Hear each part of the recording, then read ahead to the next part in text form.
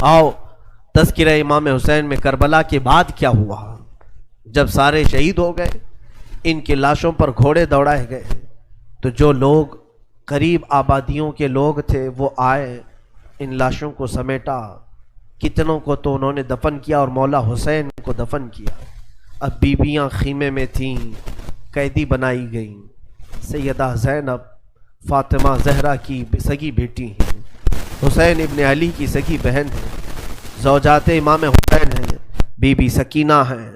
اس خیمے میں چند عورتیں رہ گئیں اور بیمار زین العابدین ہیں۔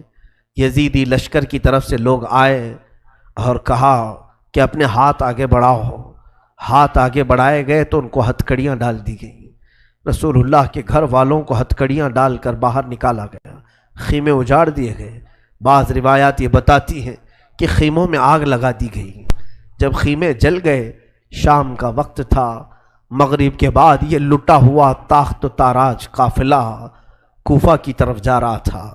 کربلا سے اب یہ کوفہ جا رہے تھے، لیکن ظالموں نے جتنے شہید ہوئے تھے ان کے سر سنبھال کر رکھے تھے۔ امام حسین ابن علی کا سر لے لیا، عباس علمبردار کا سر لے لیا، اور علی اکبر امام قاسم کے سر کاٹ کر لے لیے۔ سارے سروں کو انہوں نے، اس لیے کہ اس وقت ثبوت پیش کرنے کے لیے سر دکھانے پڑتے تھے کہ ہم نے ان کا قتل کیا ہے، اب سروں کو انہوں نے نیزوں میں ڈال دیا اور سروں کو لے کر نیزوں سے چلنے لگے۔ یہ سفر ان کا شروع ہوا، کوفہ کی طرف چلے۔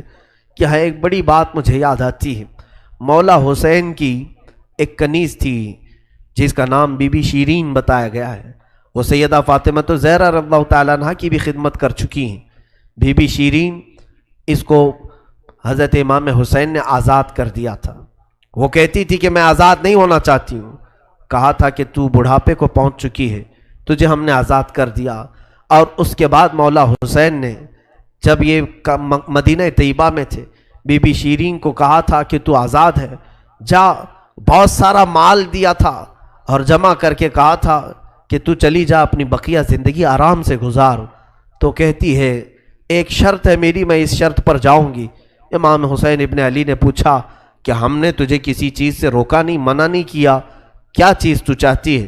بی بی شیرین نے کہا تھا کہ مولا حسین، بس چاہتی ہوں کہ میں گھر بنا لوں، گھر میں رہوں، ایک بار آپ اپنے قدم رکھ دینا، ہم غریبوں کے گھر پر ایک بار آپ تشریف لے آئیں، میری وہ معراج ہو جائے گی۔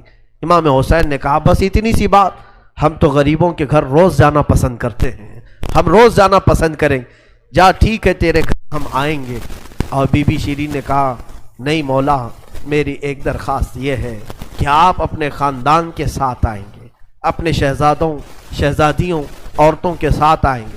مولا حسین نے ساری عورتوں سے کہا دیکھو بی بی شیرین کہتی ہے اس کے گھر دعوت ہے، ہم سب آئیں گے۔ اور اس کو بطور مسکراتے ہوئے آپ نے فرمایا بی بی شیرین، ایسا نہ ہو کہ ہم آئیں اور تو پہچان ہی نہ سکے، ایسا نہ ہو کہ تو پہچان ہی نہ سکے۔ قدموں میں گر گئی، کہا کہ میں آپ کے گھر کی کھائی ہوئی، میں آپ کی پروردہ، کبھی آپ کو نہ پہچانوں، ایسا کیسے ہو سکتا ہے؟ وہ خاتون گئی، کوفہ کے قریب ایک چھوٹی سی بستی میں گھر بنایا، بڑا اچھا سا گھر بنایا، اور اس کی بستی والے بھی اس کی بڑی عزت کرتے تھے کہ یہ فاطمہ کے گھر کام کی ہوئی عورت ہے، حسین ابن علی کے گھر کام کی ہوئی عورت ہے۔ وہ ہر گھر میں جاتی تھی، بستی والوں سے کہتی تھی لوگوں دیکھنا میں نے گھر بنایا اور پیغام بھیج دیا ہے، فاطمہ کے لاڈلے شہزادہ رسول امام حسین نے مجھے وعدہ کیا ہے ایک بار وہ میرے گھر تشریف لائیں گے۔ بستی والے کہتے تھے کیا تیری قسمت ہے کہ تیرے گھر مولا حسین آنے کی بات کر چکے ہیں، رسول اللہ کا شہزادہ تیرے گھر آئے گا۔ سب اس کی گاؤں میں بڑی عزت تھی، لوگ کہتے تھے کہ اس کی بات پر حسین آنے والے ہیں۔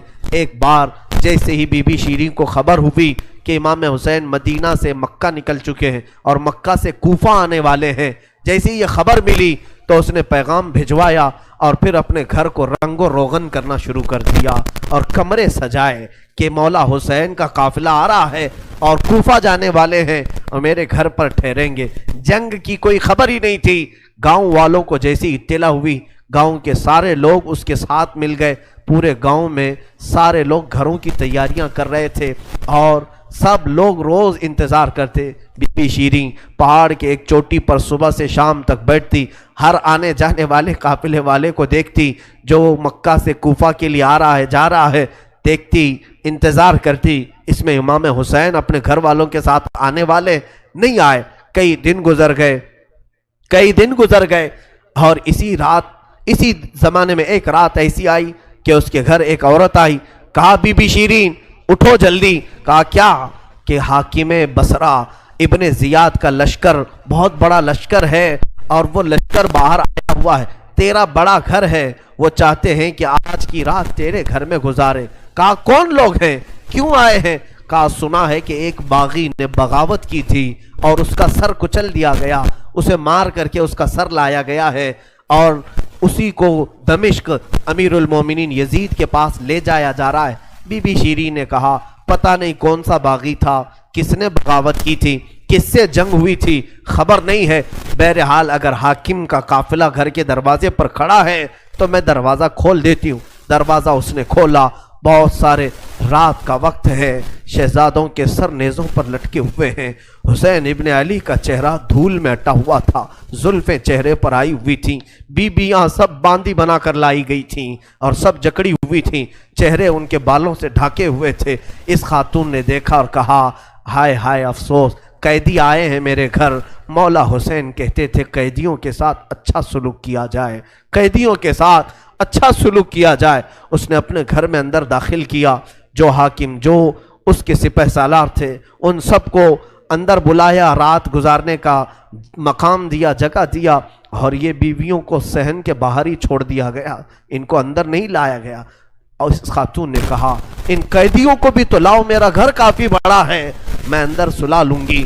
اسے اب تک یہ خبر نہیں تھی یہ لٹا ہوا قافلہ ہے کس کا, آخر یہ لٹا ہوا قافلہ کس کا آیا ہے. رات کے وقت اس نے کھانا بنایا, سارے فوجیوں نے کھانا کھا لیا. تو بی بی سے کہا ان قیدیوں کو کھانا مت دینا, وہ کھانے کے مستحق نہیں ہے. اس نے چلا کر کے کہا دیکھو ہمارا دستور یہ ہے کہ میں فاطمہ کے گھر کام کر چکی ہوں, وہاں فاقے تو رکھتے تھے لوگ, گھر میں فاقہ تو ہوتا تھا, لیکن باہر آنے والے مہمان کو بھوکا نہیں رکھا جاتا, وہ چاہے قیدی ہوں باغی ہوں جس طرح کے ہوں, مجھ سے جو بن سکے گا میں کھلاؤں گی. اس نے کھانے بنائے اور اس کے بعد لے کر کے آئی, اور اس کے بعد کھانا جب سیدہ بی بی زینب کے پاس رکھا تو بی بی زینب نے اپنے دونوں ہاتھ دکھائے جو پیچھے بندھے ہوئے تھے. اس خاتون نے بی بی شیریں نے کھولا اور ان کے بالوں سے چہرہ ڈھکا ہوا تھا, اور اس نے کھانا پروسا کہ کھا لو بیبیوں کھا لو. تو بی بی زینب نے پکار کر کے اپنے بھائی کا نام لیا, یا حسین ابن علی. تو بی بی شیریں چونک اٹھی, یہ نام تو کیوں لے رہی ہے, یہ نام تو میرے آقا کا ہے جس کی میں باندھی تھی, میں خدمت گزار تھی, یہ نام تو کیوں لے رہی ہے. بی بی زینب کہتی ہے بی بی شیریں کیا ہم نے تجھے پہچان لیا, بابا نہیں کہتے تھے, کسی دن ہم گھر پر آئیں اور تو پہچان ہی نہ سکے. یہ جو اونچے نیزے پر سر دکھ رہا ہے تیرے آقا مولا حسین کا سر ہے, اور یہ علی اکبر کا سر ہے, یہ قاسم کا سر ہے. بی بی زینب پکارتی گئی. بی بی شیریں نے دیکھا اور پکار کر کے کہا مولا کیسی مہمان نوازی کا وقت تم نے دیا, کیا اس طرح بھی کوئی مہمان بنتا ہے کسی کے گھر. اور یہ کہتی ہوئی غش کھا کر گر پڑی, اس پر پانی ڈالا جاتا, وہ اٹھتی پھر غش کھا جاتی, بے ہوش ہو جاتی. سچ کہا تھا مولا حسین نے, اے بی بی شیریں ہم تو وعدہ کیے ہیں آ کر رہیں گے, کہیں ایسا نہ ہو کہ تو پہچان ہی نہ سکے. سچ کہا تھا مولا حسین, آپ اس حالت میں میرے گھر آئے کہ میں پہچان نہ سکی, کیونکہ وہم و گمان میں بھی نہیں تھا کہ فاطمہ کے لاڈلے کا کٹا ہوا سر کبھی گھر آ سکتا. وہ غش کھا کر کے گر گئی. روایات میں ہے صبح جب اٹھا لوگوں نے, فوجیوں نے اٹھ کر کے دیکھا تو بی بی شیریں کا جسم ٹھنڈا پڑ چکا تھا, اس کی روح نکل چکی تھی. غم حسین میں لوگوں کی جانیں چلی گئی. یہاں آج 2 آنسو ہمارے نکلتے ہیں تو لوگ ہمیں بولتے ہیں, غم حسین میں لوگوں کی روح نکل گئی. جو اصلی محبت کرنے والے تھے وہ دنیا سے ہی رخصت ہو گئے. مولا حسین کی محبت کرنے والی بی بی شیریں دنیا میں نہیں رہی. کہا آخری جملے اس کے یہ تھے، گھر بڑی آن شان سے اس لیے بنایا تھا کہ ایک بار مولا قدم رکھیں گے. اب انہوں نے قدم رکھ دیا تو اب جینے میں کوئی مزہ نہیں ہے، اب میری زندگی کی تمنا پوری ہو گئی ہے. اس کے بعد یہ قافلہ نکلا، کوفہ کی طرف جا رہا تھا، ابن زیاد تک پہنچنا تھا. حاکم بصرہ، حاکم کوفہ عبید اللہ بن زیاد کے پاس یہ قافلہ جانے سے پہلے کئی منزلوں پر رکا. دوسری رات آئی تھی. دوسری رات ایک گرجا گھر کے پاس ان کا قیام ہوا. وہ ایک عیسائی کا گرجا تھا، وہاں پر قیام ہوا. عیسائی نے دیکھا کہ بہت سارے کٹے ہوئے سر آئے. اس نے بھی اپنے چرچ میں رکنے کی اجازت دی تھی. ہائے افسوس، عیسائی بھی رحم کھا رہے ہیں. کیسے وہ مسلمان تھے جو رسول اللہ کے گھر والوں پر رحم نہ کھا سکے. عیسائی نے وہاں پر رکنے کی اجازت دی. اس کے بعد کہا، رات کو اس نے کہا کہ یہ جو سروں پر، یہ جو نیزوں پر سر ہیں، کیا یہ ہمیں ایک رات کے لیے دو گے؟ لوگوں نے کہا لے لو لے لو، لیکن امانت کے ساتھ واپس کرنا کہ یہ ہمیں دمشق پہنچانا ہے. اس نے سر حسین کو لیا، دھول کو صاف کیا، اس لیے کہ اسے دور سے ہی اس چہرے میں کچھ چمک نظر آ رہی تھی. اس عیسائی راہب نے رات کے وقت دیکھا، ایک تخت پر رکھ کر کے سر حسین کا غور سے مطالعہ کرنے لگا اور اپنی پرانی کتابوں سے ملانے لگا. پرانی کتابیں پڑھتا تھا اور چہرہ دیکھتا تھا، بار بار دیکھتا تھا.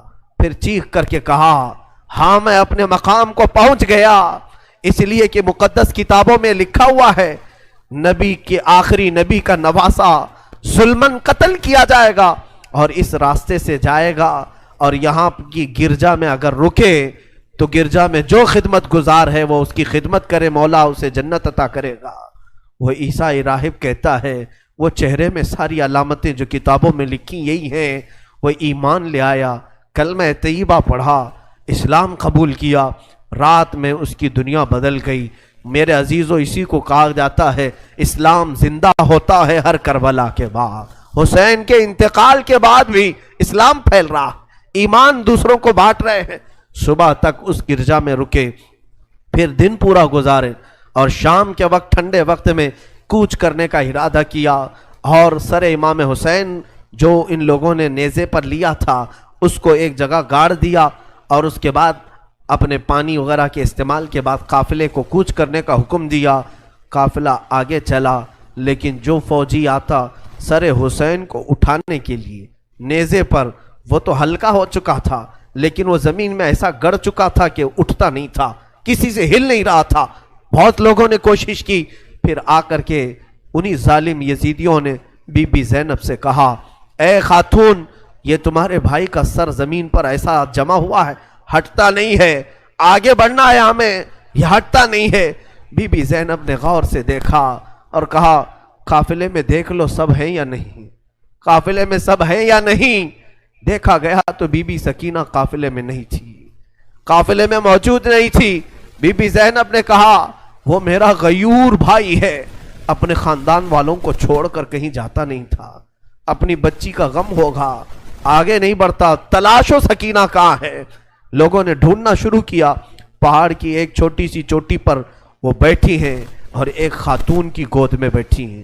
کوئی ایک خاتون ہے، اسے سہلا رہی ہے، تھپکیاں دے رہی ہیں. بی بی سکینہ 9 سال کی عمر میں ایک بڑی معزز خاتون کی گود میں ہچکیاں لے لے کر رو رہی ہیں اور کچھ باتیں کر رہی ہیں. بی بی زینب نے دور سے دیکھا، خاندان کی کچھ عورتیں اور آئیں، پکارا، سکینہ جانے کا وقت ہو گیا، تم یہاں کیا کر رہی ہو. دوڑ کر کے جیسی سکینہ کے قریب آئے تو دیکھا نہ وہاں عورت تھی نہ کوئی خاتون تھی. سکینہ کو اٹھایا، کیا کر رہی تھی تم یہاں، کیسے آئی، کون عورت، کس سے بات کر رہی تھی. سکینہ نے کہا، میں جانتی نہیں تھی، یہاں حاجت کے لیے آئی تھی، اچانک ایک خاتون نمودار ہوئی، اس نے مجھے گود میں اٹھایا، بوسے دینا شروع کیا، میرا ماتھا چوما.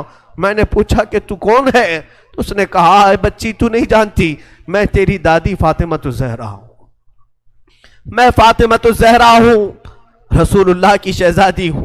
میں اپنی دادی کے گود میں سو گئی، بڑا نرم گود تھا، بڑی ان کی नाजुक हाथ थे और वो मुझे सहला रही थी और मुझसे पूछ रही थी कि कैसे करबला में क्या क्या हुआ सुना बच्ची। मैं अली असगर की शहादत दादी को सुना रही थी, अली अकबर कैसे कत्ल हुए दादी को सुना रही थी। उनके आंसू बहते थे और मेरे जिस्म पर गिरते थे और मैंने करबला की सारी दास्तान अम्मा फातिमा को सुना रही थी। सैयदा ज़ैनब की चीख निकल पड़ी कि माँ फातिमा अब भी बेकरार है। इसलिए कि हज़रत इमाम मुस्लिम फरमाते हैं, एक बड़े बुजुर्ग हैं, ताबई हैं, कहते हैं मैंने ख्वाब में देखा एक बूढ़ी खातून को, करबला का ये मंजर जो था 10वीं मुहर्रम को हुआ, 9 मुहर्रम को ख्वाब देखें या आशूरा की रात को उन्होंने ख्वाब देखा। कहते एक बूढ़ी औरत है, बड़ी उम्र वाली औरत है, जुब्बा उसके सर पर पड़ा हुआ है, झाड़ू लेकर मैदान झाड़ रही है, पूरा मैदान झाड़ा। तो ये इमाम मुस्लिम फरमाते हैं मैंने दूर से पुकार करके कहा बीबी कौन हो आप, ये मैदान क्यों झाड़ रही हो। उन्होंने पलटे बगैर कहा ऐ शख्स मैं रसूलुल्लाह की बेटी फातिमा ज़हरा हूँ, ये मैदान करबला है, मैं यहाँ झाड़ रही हूँ इसलिए कि कल मेरा लाडला यहाँ गिरने वाला है, कहीं कोई नोकीले कंकर उसके जिस्म में न चुभ जाए। मुझे दर्द होगा अगर हुसैन को कोई ज़मीन की कंकरियाँ चुभें, मैं साफ तो कर लूँ। फातिमा ज़हरा का गम हम नहीं जान सकते मेरे अजीज, एहसास नहीं कर सकोगे। गम की दास्तानें बड़ी हैं, बहुत हैं, वाक़यात सुनाने के लिए मेरे पास वक्त नहीं है, मैं समेटता हूँ। अजीज़ा ने गिरामी, ये ताख्त व ताराज काफिला, ये असीरान अहले बैत कूफा पहुँचे इब्न ज़ियाद के महल में। इब्न ज़ियाद ने देखा हुसैन इब्न अली को ताने मारने लगा, कहा कि तुमने बड़ा गलत किया, तुमने यजीद के खिलाफ खुरूज किया, बगावत किया। और उसके बाद बहुत सारी बेहुरमती करने के बाद इस काफिले को उसने दमिश्क रवाना किया। दमिश्क मुल्क शाम की राजधानी, आज भी मुल्क शाम में जिसको इंग्लिश में दमस्कस कहा जाता है, दिमश्क है वो असल। दिमश्क में जब ये काफिला पहुंचने लगा वहाँ के हालात अलग थे। बाजार शाम पर लानत हो, बाजार शाम पर का बुरा हो। वहाँ शाम का बाजार सजाया गया था, घर घर वहाँ सजाए गए थे और लोगों में ये जश्न का माहौल था कि आज बागियों के सर लाए जा रहे हैं और कैदियों को जकड़ करके मुल्क शाम खलीफा वक्त यजीद के दरबार में पेश किया जा रहा है। लोग छतों पर चढ़ चुके थे ये मंजर देखने के लिए, ये अलम जो उठा करके आ रहे थे लोग काफिले यजीद में। यजीदी लश्कर जो कूफा से दिमश्क दाखिल हो रहा था, दिमश्क के दरवाजे पर यह काफिला पहुंचा है, सरे इमाम हुसैन को नेज़े पर लेकर, अली अकबर, इमाम कासिम, अब्बास का सर लेकर ये लोग पहुंचे हुए हैं। अभी मुल्क शाम के बाजार में देखा अचानक तबले बजना शुरू हो गए, ढोलों की आवाज़ें बुलंद हो गई, बाजे शुरू हो गए और बहुत ज़्यादा बांसुरियाँ बजने लगीं और इस जश्न के माहौल में इस काफिले को लाया जा रहा है। आगे लोग नाचते हुए जा रहे हैं, खेलते हुए जा रहे हैं कि फतेह मुबीन यजीद का अच्छा हो, जय जयकार लग रही थी। खानदान अहले बैत को कैदी बना करके लाया गया है। मेरे अजीज़ों, उस खानदान अहले बैत के साथ वहाँ जो मामलात हुए, कई लोग थे जो देखने के लिए दूर दूर से आए थे। एक सहाबी हैं, वो कहते हैं मैं तिजारत के लिए गया था, तो मुझे खबर हुई कि आज अहले बैत का काफिला यहाँ आ रहा है, तो मैं दौड़ता हुआ पहुंचा और जैसे ही मैंने देखा, देख करके मैं जब्त ना कर सका, वो चेहरा आज नेज़े पर था जो कभी मेरे मुस्तफ़ा के कंधे पर हुआ करता था। वो सहाबी कहते हैं उनके लबों पर मेरे आका अपने होंठ रखा करते थे, उनकी गर्दन को सूंघा करते थे। वो हुसैन की गर्दन को इन्होंने तलवार से अलग किया हुआ था और नेज़े पर ला रहे थे। वो सहाबी दौड़ते हुए आए, कहा मेरी जिंदगी का बुरा हो, मैं हुसैन का साथ नहीं दे सका, मैं हैदर के घर वालों का साथ नहीं दे सका। बच्चियां थीं जो कैदी बनाकर लाई गई थीं, दौड़ करके वो सहाबी आए और बीबी सकीना के पास आए। नन्ही सी 9 साल की उम्र की बच्ची भी कैदी बनकर आई, दौड़ करके साथ करीब आए, पूछा कि बच्ची मैं तुम्हारे गम में बराबर का शरीक हूँ, मैं भी तुम्हारे गम में साथ हूँ, अहले बैत का मैं वफादार हूँ। उन्होंने तवज्जो नहीं की, इसलिए कि बीबी सकीना कहती हैं हम तो दुनिया से मायूस हो चुके थे, हमने कटने के वक्त किसी को आते हुए नहीं देखा, अब तमाशा देखने के लिए बहुत सारे लोग आते हैं, तवज्जो नहीं की। उस सहाबी रसूल ने आगे बढ़कर कहा कि सकीना मैं तुझे जानता हूँ, तू हुसैन की बेटी है, تو فاطمہ کی لاڈلی ہے، تو شیر خدا کے گھر کی شہزادی، بتا کوئی حاجت ہو، کچھ کھانا پانی کوئی چیز۔ اللہ اللہ، یہ بھوکے اور پیاسوں نے کبھی کھانا کسی سے نہیں مانگا۔ پوری داستان کربلا سننا، کبھی انہوں نے روٹی نہیں مانگا، ہاں پانی ضرور مانگا ہے۔ پانی مانگنا انسانیت کے لیے عیب نہیں، روٹی مانگنا محتاجی کی علامت ہو سکتی ہے۔ بی بی سکینہ نے کہا کہ بڑی حاجتیں پوچھ رہے ہو، کیا میری حاجت پوری کرو گے؟ کہا بتاؤ بچی، میں اپنی طرف سے جو ہو سکے کروں گا، میرے پاس پیسے ہیں، مال ہے، میں اس سے جو چاہے کروں گا۔ بی بی سکینہ نے صرف ایک درخواست کی کہ میرے نانا کے صحابی، بس اتنا کام کر لو کہ یہ جو اونچے نیزے پر میرے بابا کا سر ہے، حسین ابن علی کا، اس سر کو تھوڑا آگے بڑھا دو، یہ جو جلوس میں جا رہا ہے آگے بڑھا دو۔ ہمارے گھر کی بچیاں غور سے سنیں، میرے گھر کی عورتیں کان کھول کر کے سنو، 9 سال کی بچی کیا خواہش ظاہر کر رہی ہے۔ کہا اگر وہ نہیں بڑھتے ہیں تو انہیں پیسے دے، وہ انعام دے کر آگے بڑھاؤ۔ اس صحابی نے پوچھا کہ اس سر کو تمہارے قریب رہنا اچھا ہے، تمہارے قریب رہنا اچھا ہے، آگے کیوں بڑھانا چاہتی ہو؟ بی بی سکینہ نے کہا اس لیے کہ لوگوں کا جلوس بابا سر کو دیکھنے کے لیے آ رہا ہے، اور سارے دیکھنے قیدی بنا کر کے لائے گئے تھے۔ بیمار زین العابدین حسین ابن علی رضی اللہ تعالیٰ عنہ کے شہزادے، وہ قیدی بنا کر لائے گئے تھے۔ ایک صحابی وہاں پر حاضر ہوئے، کہا کہ کوئی حاجت ہو تو بیان فرمائیں، ہم آپ کے غم میں شریک ہیں۔ حضرت امام زین العابدین نے کوئی توجہ نہیں کی، یہاں تک کہ ایک سپاہی یزید کا ایسا تھا جو تھیلا بھر کر کے پتھر لے کر چل رہا تھا، تھیلا بھر کر پتھر لے کر چل رہا تھا، اور وہ باہر کھڑے ہوئے لوگوں میں پتھر بانٹتا تھا کہ کچھ پتھر تم لوگ برسا ہو۔ ملک شام میں جانے کے وقت کچھ لوگ وہاں صدقے کی کھجوریں پھینک رہے تھے اس اہل بیت کے گھرانے پر، اور کچھ لوگ پتھر برسا رہے تھے۔ یزید کے یہ مخالف لوگ ہیں، باغی لوگ ہیں، ان کے دلوں میں یزید کی محبت تھی، بنو امیہ کے وفادار لوگ تھے۔ اس قافلے پر کچھ لوگوں نے پتھر برسائے، وہ قافلہ اب اور کتنے زخم اٹھاتا، اب ان کو چھوڑا کیا تھا، لوگوں نے سارے زخم تو دے دیے تھے۔ امام زین العابدین نے اس صحابی سے کہا کہ دیکھو یہ پتھر برسا رہے ہم پر۔ اس صحابی نے تلوار کھینچ لی اور اس کو قتل کرنے کا ارادہ کیا، آپ نے منع کیا، رک جاؤ رک جاؤ، اس لیے کہ بہت سارے قتل میں نے اپنے بابا کے دیکھے، اور وہاں کوئی بھی اپنی تلوار لے کر ہمارے مدد کے لیے نہیں آ سکا۔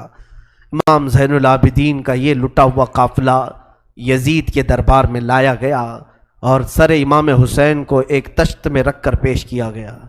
یزید اپنے ہاتھ میں چھڑی لے کر مولا حسین کے لبوں پر مارتا تھا اور کہتا تھا حسین تمہاری جوانی ختم ہو گئی، کاش تم میری بیعت کر لیتے تو تم زندگی سے ہاتھ نہیں دھوتے، اور کبھی میں نہیں چاہتا کہ تمہارا قتل ہو جائے۔ اس نے جھوٹے الفاظ میں لوگوں کو اس طرح ورغلایا۔ سیدہ زینب نے وہاں پر ایک جرأت مندانہ خطبہ دیا تھا، مولا حسین کی سگی بہن یزید کے دربار میں خطبہ دی تھی، اور اس کے بعد پھر یہ اسیران اہل بیت کو یہاں ملک شام میں چند دن ٹھہرایا گیا اور آزاد کیا گیا، مدینہ طیبہ کے لیے رخصت کرنے کا حکم ہوا۔ یہ لٹا ہوا قافلہ مدینہ آیا۔ اللہ اللہ، مدینے کو جب یہ لوگ پہنچے، اہل مدینہ کہتے ہم کو وہ شہادت کی خبر پہلے سے مل گئی تھی، کربلا میں مولا حسین کا قتل ہو چکا ہے، خاندان اہل بیت کے ساتھ برا سلوک ہوا ہے۔ پورا مدینہ سرحد پر آ کر کھڑا ہو گیا تھا، مدینے کے باہر انتظار میں۔ وہاں ننھی سی سغرا بھی تھی، مولا حسین کے کچھ گھر والے بھی تھے، وہ انتظار میں تھے۔ جیسے ہی لوگ مدینہ طیبہ میں داخل ہونے لگے، بیویوں کو دیکھ کر مدینے والے چیخ پڑے، سارے مدینے والے زاروں قطار رونے لگے۔ سیدھا یہ قافلہ آیا بارگاہ رسول میں، مصطفیٰ صلی اللہ علیہ وسلم کی قبر انور کے پاس پہنچ گیا، اور پھر بی بی زینب وہاں کھڑے ہو کر شروع سے لے کر اخیر تک کی داستان میرے آقا کو سنانے لگی۔ یا رسول اللہ، آپ کا دوش پر سوار ہونے والا شہزادہ، آپ کا محبوب نظر حسین بڑے زخموں سے چور چور تھا۔ یا رسول اللہ، وہ کربلا میں لاشیں اٹھاتا رہا، پیاسا رہا، بھوکا رہا۔ مدینے کے لوگ کہتے ہیں پورا مدینہ صرف زندگی میں 2 مرتبہ سب سے زیادہ رویا ہے ایک اس وقت جب میرے آقا کی وفات ہوئی تھی، جب میرے آقا کی وفات ہوئی تھی، دوسرا اس وقت جب اہل بیت کا قافلہ مدینے میں لٹ کر داخل ہوا تھا، سارے غموں سے نڈھال تھے، ہر کوئی پریشان حال تھا۔ بی بی صغرا ننھی سی تھی، 6 سال کی تھی، بار بار لپٹ کر کے بی بی زینب سے کہتی ہیں وہ ننھا بچہ کہاں ہے علی اصغر جس کے ساتھ میں کھیلتی تھی، وہ کہاں ہے، فلاں کہاں ہے۔ بچی کے دماغ میں جتنے یاد تھے سب کو پوچھا کرتی تھی۔ بی بی زینب کہتی ہیں ہر ایک کے جواب میں جب میں کہتی تھی وہ بھی انتقال کر گئے، وہ بھی انتقال کر گئے۔ بی بی صغرا پوچھتی تھی کیا کربلا میں موت سستے میں ملتی ہے؟ جہاں آپ لوگ گئے تھے موت بہت سستی ہے، اتنوں کو کیسے آپ نے موت کے گھاٹ اتار دیا؟ بی بی زینب کے پاس کوئی الفاظ نہیں تھے۔ امام زین العابدین کا زندگی بھر یہ حال تھا۔ اللہ اکبر! زین العابدین وہ تنہا شہزادے ہیں میرے مولا حسین کے جو پھر 95 ہجری تک باحیات رہے۔ امام حسین کی شہادت ہونے کے بعد 61 ہجری میں جو شہادت ہوئی اس کے بعد سے سن 95 ہجری تک آپ باحیات رہے، لیکن روتے روتے آنکھوں کا پانی سوکھ گیا تھا۔ لوگ کہتے ہیں امام زین العابدین کو ہم لوگ دیکھتے تھے، کبھی وہ روتے تھے تو دونوں آنکھوں سے خون نکل آتا تھا۔ لوگ پوچھتے کہ مولا زین العابدین سجاد آپ اتنا کیوں روتے ہیں؟ کہتے ہیں کیا تم میری ہنسی کی تمنا رکھتے ہو؟ جس کے سامنے اس کے بھائیوں کو، اس کے گھر والوں کو، اس کے باپ کو کاٹا گیا ہے، اس کے گھر والوں کو کاٹا گیا ہے۔ امام زین العابدین کا حال یہ تھا کہ امام زین العابدین شہر میں جا رہے تھے اور قصاب گوشت بیچنے والا دکان میں بیٹھا ہے، گوشت بیچ رہا ہے۔ جیسے ہی وہ قریب آنے لگے اس نے جلدی سے گوشت کے اوپر چادر ڈال دی، گوشت چھپا دیا۔ لوگ جو گوشت خریدنے والے کھڑے تھے انہوں نے پوچھا کہ اے بندے تو کیوں گوشت چھپا رہا ہے؟ کہا زین العابدین آ رہے ہیں، وہ ابھی یہاں کھڑے ہوں گے اور گوشت دیکھ کر کے رونا شروع کر دیتے ہیں، گوشت دیکھ کر کے رونا شروع کرتے۔ کہا ایسا کیوں کرتے ہیں؟ کہتے ہیں جب بھی وہ میری دکان کے پاس یہ کچا گوشت دیکھتے ہیں تو کہتے ہیں کہ میرے بھائیوں کا گوشت ایسے ہی کٹا گیا تھا اور ادھیڑا گیا تھا۔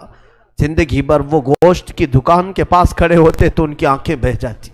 اور اس کے بعد ایک روایت یہ بھی ملتی ہے کہ قربانی کے دن تھے، مولا زین العابدین ایک جگہ سے گزر رہے ہیں، ایک قصائی بکرے کو لٹایا ہے اور جلدی سے اس پر چھری چلائی جا رہی تھی۔ امام زین العابدین دور سے کھڑے ہو گئے، کہا اے قصائی تو نے بکرے کو لٹایا، پانی پلایا کہ نہیں پلایا؟ وہ کھڑا ہوا، کہا اے امام زین العابدین ہم مسلمان ہیں، جانوروں کو کاٹتے ہیں تو پہلے پانی پلا کے کاٹتے ہیں۔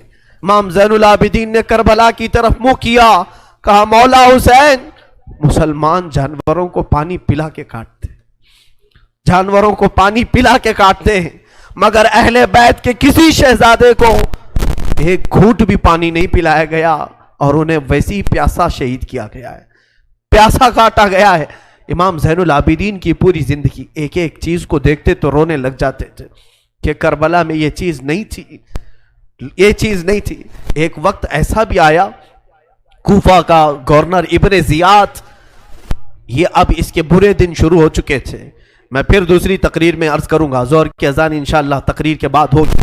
آج سارا مجمع یہاں پر ہے اور انشاءاللہ بغیر نماز پڑھے ہم تو یہاں سے جائیں گے نہیں، اور اذان لوگوں کو جمع کرنے کے لیے ہوتی ہے، جو آلریڈی جمع ہیں پھر انہیں کیا جمع کیا جائے۔ اذان تو ہم دیں گے انشاءاللہ، صبر کریں۔ یہ وقت شہادت کا ہے، یہ وقت کربلا کی یاد کا ہے۔ مولا حسین کے یہ شہزادے امام زین العابدین رضی اللہ تعالیٰ، زندگی بھر آپ کے حالات یہ تھے کہ کبھی کچا گوشت دیکھیں تو رو پڑے، کسی جانور کو ذبح ہوتے دیکھیں تو رو پڑے۔ ایک بار امیر کوفہ ابن زیاد، اب امیر مختار نام کا ایک شخص جو بدلہ لینے کے لیے بعد میں اٹھ کھڑا ہوا، بعد میں کوفہ میں ایک ایسا شخص ظاہر ہوا جس کا نام مختار ثقفی تھا۔ اس نے اعلان کیا کہ میں قاتلان حسین کا بدلہ لوں گا، اور اس نے اٹھ کر کے کچھ اہل بیت سے محبت کرنے والوں کو اپنے قافلے میں جمع کیا، اور یہ قافلہ بڑھتا گیا یہاں تک کہ خون حسین کا بدلہ لینے کے لیے یزید کی موت کے بعد اس نے ہر ایک کو تلاشنا شروع کیا۔ شمر کو ڈھونڈا، اس کو قتل کیا، اور اس کے بعد عمرو بن سعد کو ڈھونڈا، اسے قتل کیا۔ عبید اللہ بن زیاد جو کوفہ کا حاکم تھا، جو جڑ تھا اس فساد کا، اسے ڈھونڈا، اور اس کے بعد 22,000 کا جو لشکر تھا اس میں سے کسی ایک کو بھی اس نے زندہ نہیں چھوڑا، ایک کو بھی نہیں. جتنے وہاں شریک تھے سب کو قتل کیا، سب کو قتل کیا. اور 22,000 کو قتل کرنے کے بعد مختار ثقفی نے یہ اعلان کیا، ابھی میں نے حسین کی ایک انگلی کا بھی بدلہ نہیں لیا، میں حسین ابن علی کی ایک انگلی کا بھی بدلہ نہیں لیا. یزید خائب و خاسر ہو کر مر گیا. اور یزید کی سب سے بڑی ذلت تو یہ ہے، یزید کے بعد اس کا بیٹا معاویہ تخت پر بیٹھا. پہلے دن خلیفہ بنا کر اسے بٹھایا گیا، اس کے بعد 6 مہینے تک وہ گھر سے باہر ہی نہیں آیا. 6 مہینے کے بعد سیدھے لاش باہر آئی بیٹے کی. وہ 6 مہینے کبھی تخت پر نہیں بیٹھا یزید کے. لوگ کہتے تھے کہ معاویہ آپ یزید کے جانشین ہیں، وہ نیک شہزادہ تھا. دیکھیں اللہ کی مصلحت کیسی، صحابی کے پیٹ میں یزید پیدا ہوا، یزید کے پیٹ میں معاویہ، پھر اچھا شہزادہ پیدا ہوا، نیک تھا.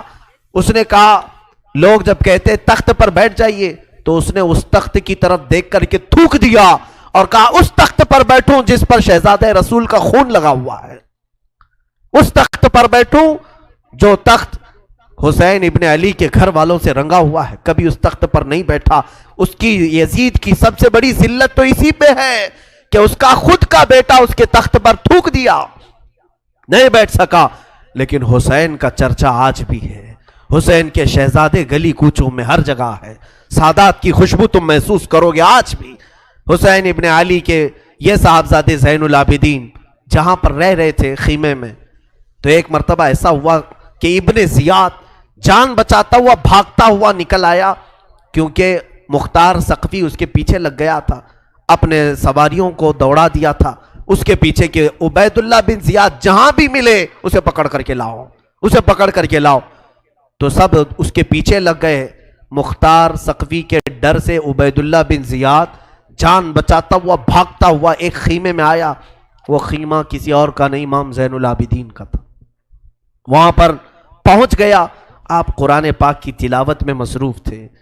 مختار ثقفی کے ڈر سے آنے والا یہ عبید اللہ بن زیاد ہانپ رہا تھا، کانپ رہا تھا. امام زین العابدین نے سر اٹھا کر کے دیکھا، کیا بات ہے؟ کہا پیاس کی شدت ہے، اگر تمہارے پاس پانی ہو تو پلاؤ. امام زین العابدین نے فوراً کھٹوری بھری اور پانی دیا. اس نے پانی پیا اور پھر کہا اور پانی ملے گا. انہوں نے اور ایک کھٹوری بھری اور پھر پانی پلایا. اس نے پیا، 3 کھٹوریاں پانی پیا. عبید اللہ بن زیاد یہ سوچنے لگا شاید امام زین العابدین نے مجھے پہچانا نہیں ہوگا. اس نے کہا آپ مجھے نہیں پہچانے ہوں گے شاید. آپ نے چہرہ اٹھایا تو آنکھوں میں خون تھا، آنکھوں میں خون تھا. کہا اے ظالم، تجھے نہیں پہچانوں گا؟ تیری وجہ سے میرا پورا گھرانہ لٹ گیا، میرا پورا خاندان تو نے تباہ کیا، بھوکا اور پیاسا کربلا میں تڑپایا، تجھے نہیں پہچانوں گا؟ تو عبید اللہ بن زیاد بدبخت نہیں ہے؟ تو اس نے کہا جب آپ نے پہچانا تو پانی پلا رہے ہو. امام زین العابدین نے کہا جو تو نے ہمارے ساتھ سلوک کیا وہ تیری فطرت تھی، اور ہم نے جو سلوک کیا ہے یہ اہل بیت کی فطرت ہے، یہ اہل بیت کی شان ہے. ظالموں کے ساتھ بھی پانی پلانے کا سلوک. اسی لیے میرے عزیزو، آج اگر ہمیں کچھ آس ہے، امید ہے، تو رسول کے انہی شہزادوں سے کہ ہماری برائیاں 1000 ہوں گی، لیکن مجھے امید ہے کہ ان حسین ابن علی کے شہزادوں سے اگر قیامت کے دن ایک بار ہم کہہ دیں گے پانی، تو امید ہے کہ یہ اپنے نانا کے حوض کوثر سے ہمیں پانی ضرور پلائیں گے. تذکرہ کرو حسین کا، تذکرہ کرو اہل بیت کا اور علی کے شہزادوں کا. یقیناً حوض کوثر پر انہی کا قبضہ ہے. میرے آقا صلی اللہ تعالیٰ علیہ وسلم اپنے ہاتھ سے جسے چاہیں گے پانی پلائیں گے. ان کے گھر والوں کو ستا کر کے تم پانی قیامت کے دن کس منہ ہوگے، پیاس بجھاؤ گے؟ امام زین العابدین نے اس وقت بھی پانی پلایا. میرے عزیزوں، اس کے بعد ایسا نہیں کہ اسلام ختم ہو گیا. امیہ کی خلافت چلتی رہی. یزید کے بعد اس کا بیٹا معاویہ کے انتقال کے بعد پھر مروان حاکم بنا. مروان کی حکومت چلی. پھر اس کے بیٹے آئے تقریباً 90 ہجری تک، اور اس کے بعد 105 ہجری تک اسی امیہ خاندان نے خلافت کی باغڈور سنبھالی. اس کے بعد عباسی خلافت کا دور شروع ہوا. جو بنو عباس کہلائے وہ اہل بیت سے محبت کرنے والے تھے. اتنے زمانے تک بھی اہل بیت کے ساتھ برا سلوک ہوتا رہا. امیہ کے پورے جتنے خلفاء آئے انہوں نے اہل بیت کے ساتھ کوئی اچھا سلوک نہیں کیا. امام باقر کے ساتھ، امام